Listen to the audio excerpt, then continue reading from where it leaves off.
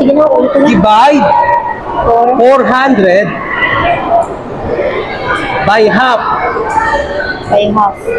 Add 200 and multiply by 2. Ano ang tamang sagot for 100? 8. Ano? 8. Di, may din nila. Oh, lumayo. 8. Bakit? Ay, sorry. Bakit 8? Dinivide ko po yung 400 sa 200, tapos sinimes ko po yung sagot dun sa... 2. 8 yung sagot. Okay. Ay, di! 4. 4 na lang po. 4. Ano? 4. Final. 4. Okay. Ulitin ko ah. Sige na, ulit na. Divide 4 400 by half. by half. Add 200 and multiply by 2. Guys, no coaching ah.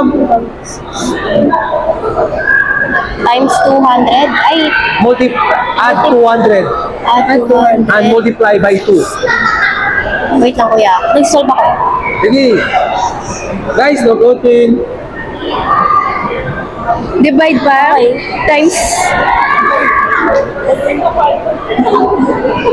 Wait lang kuya. Sige.